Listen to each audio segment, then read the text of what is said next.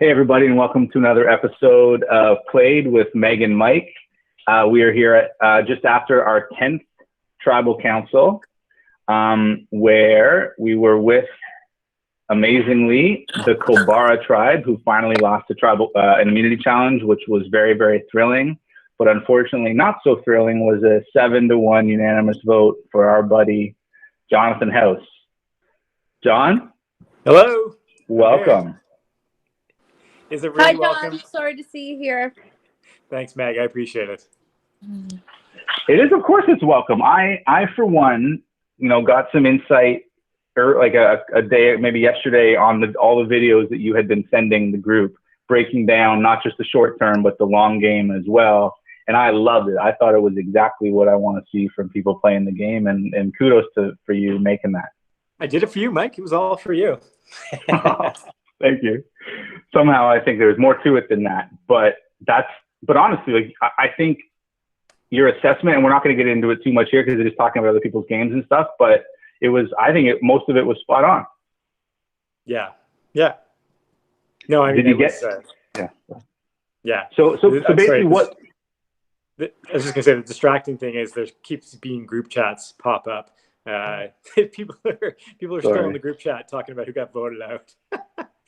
Anyway, that's the thing. Before I do the post, it basically the news spreads to everybody before I do the post, which is I'm trying to figure that out too. But just in general, kind of what I wanted to ask you. So, and just for the benefit of people watching, is John basically made a series of videos, probably just one long video cut into bits, that was breaking out kind of all of Kobara originally, that had now broken out on the other tribes, and kind of what was going to happen with the alliance, with those alliances once everybody came back together.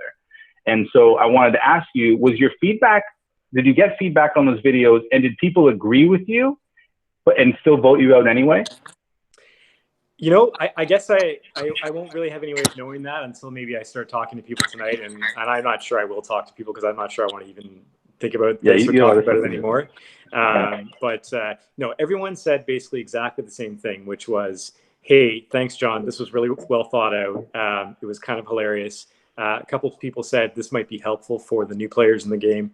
So people were really appreciative that I put it together, but nobody really gave me any indication that they were leaning towards going along with me. And in fact, really nobody said anything other than an initial thank you for 24 hours. No one said anything to me till today. Then it started blowing up a little bit, talking about, what could be done. But no, really at no point did I feel that I had even a modicum of momentum that people were going to go ahead with this. So you thought you were the target from even before you lost the immunity challenge, it was going to be you? Yeah. I would say when I lost, well, I didn't lose it, but when I almost lost the first immunity challenge post swap, I knew I was going to be the target. I don't know if I had gotten a correct answer. Let's say we'd still lost this past challenge, and I had gotten my answer correct. I don't know if that would have saved me or not, but those who did say they would vote for me did say it was on the basis of performance. That was what was indicated to me. And we got to be honest, like you're working and potentially with customers during the 5 to 9 p.m. time slot on Mondays and Thursdays. Yeah, so I mean, I was waiting for Played to kind of air this out.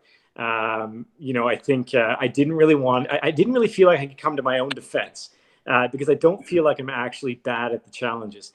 The situation is that I work till 9 o'clock on Mondays and Thursdays. It's the only days of the week that I work till 9 o'clock.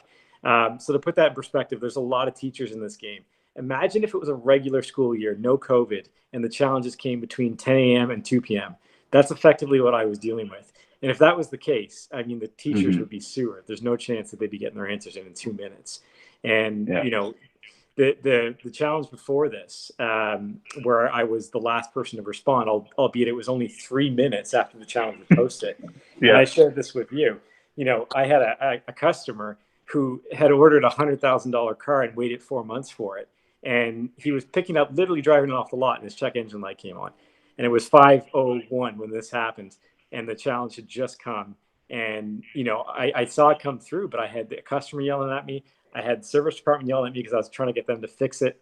And, this is the kind of stuff that I had to deal with. And as far as I'm aware, there's no one else in this entire game that's not either off work or working from home, or certainly not working beyond 6 o'clock at night. So, I mean, you're the real MVP, John House.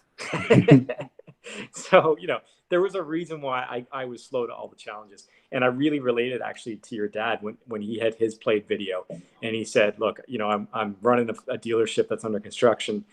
The first thing that came to my mind is like, here's a guy that knows what I'm going through. And I was looking forward to playing with your dad, just so we could chat about all things Jaguar Land Rover, but that was not to be. Well, and I appreciate that. And you're right. Is having having to work, and then especially in a customer facing job during those hours is not really ideal. And we talked about trying to move it everywhere to another time or have some variety there. And I felt like, I would get just as much pushback from moving it as I would from people who would be benefiting from it. And at the end of the day, like Chelsea brought up an interesting topic too, that, it wasn't necessarily just the challenges. And I was talking about this with Meg while you stepped away, was that there was also this idea that you're a flip-flopper. Sure. What do you lend credence to that? Like how do you, what do you say to that? Yeah. That came up obviously during our tribal council. Chelsea did mention to me earlier today, as I was trying to bring her on board, she did mention that she didn't trust me, and I didn't really know where that was coming from. I'm thinking actually during our tribal council, I picked up my phone and I scrolled back through my messages with Peter, and I told him that I would support his vote at 11:23 a.m. And, my vote didn't go in until 5:30. So I didn't know who I was voting for. I don't think it's fair to say that I flip-flopped. And, the other thing I'm thinking about is I supported Chelsea all last season. So, I don't really know where that came from. Frankly, if I'd known that particular vote earlier this season was what was preventing her from coming with me today, I'm not sure that that's all of it, but I would have leaned into that a little harder and explained to her, like, Chelsea, I didn't flip-flop. I didn't know who I was going to vote for. And I think, my biggest regret probably this entire season is that I didn't vote for myself on that first challenge. It would have been the way to remain neutral. It would have been brilliant. Well, you can't do that. So I can't vote for myself? No, it's not. It's a rule. Yeah, you can't vote for yourself anyway. So I would have kiboshed that. Oh, I should have read the rules better. Well, I don't even think it's in the rules, but I just would have told you that you can't do that. Okay. Well, or maybe throw a vote somewhere else then or something. Yeah, I mean, if I had the option, that's what I would have done, because I could have remained neutral, and somehow that vote put a target on my back, which screwed up the rest of my season. And I was not the one that came up with the name James to vote for, right? I went along with the majority that I thought was the majority that I thought would save me, because I was the target that round. So, that's all that was about. Did you feel like the target that you had in week 2 or in the second challenge when Silas ended up going home, I think the initial target was you just because of the challenge? Do you feel like it never really went away? Yeah, 100%. Yeah. How'd that make you feel? It made me feel like I had to change my strategy. I did not go into this game expecting to be on the opposite side of my closest friends in the game. Yeah, Peter German's in my backyard right now. So, I'm going to go out there and hang out with him in a little bit. But, I didn't expect to be on the other side of Peter and Elliot. But I felt like I had to, because I felt like I knew very well where their allegiances were going to lie. And I think they've got a group there that I was not going to be able to break up. And I think that there was the leaders of that group had me on their bullseye, and I was never going to get out from under that. Right. I wanted to take a moment to ask about last game. Meg, I believe you voted John out of the last game after the merge. Well, you had a lot of votes. I was going to ask, you probably don't remember that. I didn't remember specifically that it was Meg. I don't remember that. I think it was just the other group, because I think that at that point, we don't have to I should have had all the information in front of me, but I wanted to, you guys both made it to the merge last game. And so unfortunately, John, you're not making it this time. How do you, is there a way to kind of quantify or explain maybe the difference between last game and this game? Has it changed much? Yeah, to be honest, I don't really remember a whole lot about what happened last season. So I know I've made it decently far, but I don't remember. I think probably I think it was. I think Chris Hilton went out earlier last season, and then I had a pretty good thing going. Thanks to Meg. Yeah. Do you think it was my fault? No, you said Chris Pittman went out earlier, which helped you last game because Meg voted him out. That might have been a little bit my fault, actually. But I don't know. This feels like it was really easy. It was the easy way out for the Kabara team this time. It was like a keeping the morale vote. The first time that Novella had to go to tribal council, they were still in pretty good spirits, and it didn't really get ugly until they lost that second time. So when you have an easy target, and which works for keeping the team together, it feels like that's what the move was, at the expense of obviously a very valuable and strategic player, which is a bummer. But I don't know if they lose again. We'll see how that good vibe keeps going.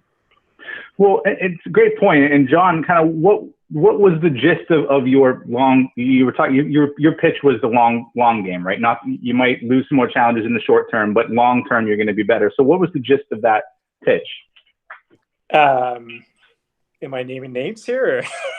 Well, I would say don't blow up anybody too bad, but you can certainly talk about the perceived alliances in the game and why you think you would have been valuable to keep. Right. So if I can talk about perceived alliances, and I don't actually think it's much of a secret to anybody. There is this group, the Bastards, and I'm not calling them that. I think people actually thought that I was calling them Bastards. That's what they call themselves. And our good friend Mike Hamilton is one of them. So no, I'm not really. I'm not really. I'm ancillary to the group, but I would wear that badge with pride if it was given to me. Is that pre-game, the term the Bastards? Oh, this goes back 20 years. Yeah, no, this is early 2000s. So that those waters run deep, and I'll be shocked if what I said in those videos does not actually play out to be true. Those guys are still going to work together.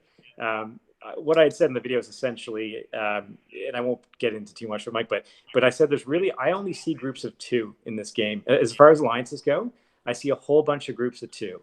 I see one group of three, which is the remaining family. The family could have dominated if they hadn't been all knocked out one by one. There's three of them left. And then there's the six. So they are by far the biggest alliance. And left unchecked, they are going to steamroll through this game. So if we get into the final 10, and there's still six of them, forget about 10. If we get in the final 12, there's still six of those guys left.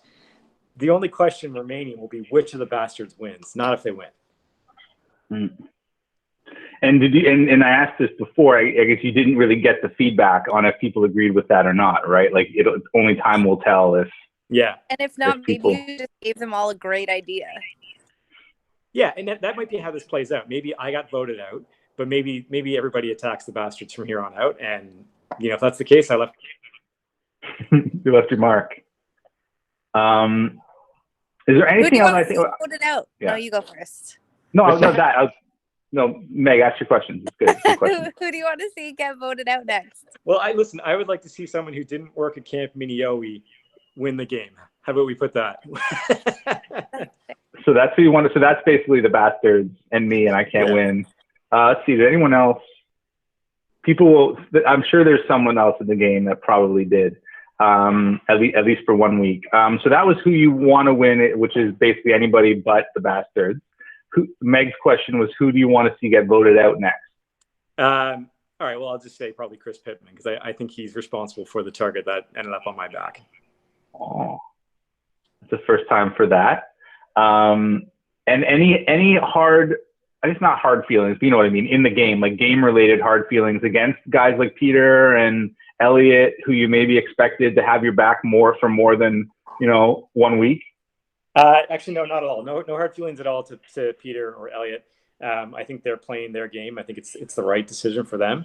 I maybe have a little bit of hard feelings towards Chelsea, only because I was really surprised that she wouldn't trust me. Maybe it was because she thought I flip-flopped on that original vote, which I don't think I did. But I helped her all last season. I guess I thought that she would help me now, and I do think Chelsea is going to regret that she didn't. If what I think is going to happen plays out, then I will be telling her that, Chelsea, I told you so. I will. Thanks, John. I will say, looking back in time, if my memory serves me correctly, you were the key vote that got Kate voted out before Chelsea. Yeah, that's right. Yeah. Right, and that was a huge swing in the game overall because that alliance of Kate, Alex, and Steph was huge, and you had been kind of not really working with them, but with them on Hielo that whole time, and so that you're right, as Chelsea maybe owed you one there, and she'll be watching this for sure later tonight, and so we'll make sure to remind her of that. Should have reminded that earlier today, Mike. I can't do that. You should have. I'm just kidding. I should have remembered that and reminded her, but as I said, I don't really recall a ton from the last game. No, for sure. I think that this game, hopefully will stick a little bit better because of how more involved the videos are, and even the challenges are much more involved. So I'm hoping that that's a benefit of this one. Anything that I know we will kind of end here. Anything you want to add, or any advice you want to give the people still in the game? Well, as far as things I want to add, let's end on a positive note. Listen, I got to reconnect with Kyle Pittman for the first time in 10 years. We had some great chats. So that was actually a lot of fun. Sorry, Meg? Took all those shirts off, and he never disturbed that or the sunglasses once. Have his sunglasses. How? He's used to it. He's a baseball player. He's used to taking jerseys off. Yeah, aside from his ability to strip without dislodging the sunglasses, we had some great chats. Jordan, I didn't realize was very close to Peter. And I spent a lot of time, obviously, over at Peter's house. So I'm looking forward to maybe hanging out with Jordan a little more. And so definitely there was some relationships. He just moved. He just moved? Yeah, he just moved to Burlington from Toronto. Right. Yeah. Okay, he just moved to Burlington. He didn't move away from Burlington. Okay. Just moved to Burlington with Claudia. Yep. Yeah, I'm gonna say he's dead to me then. But So maybe Jordan and I will hang out a little bit, and Peter. So that's what I love about this game is the ability to reconnect with people you haven't talked to for a long time. The ability to make some new friends. I think that's awesome. And I'm. I actually said to Chris Pittman today, the only reason I signed up for this game is for that barbecue in a few months. So I'm looking forward to that. Awesome. Meg, you want to ask your question? Yes. So what should I watch? What should you watch?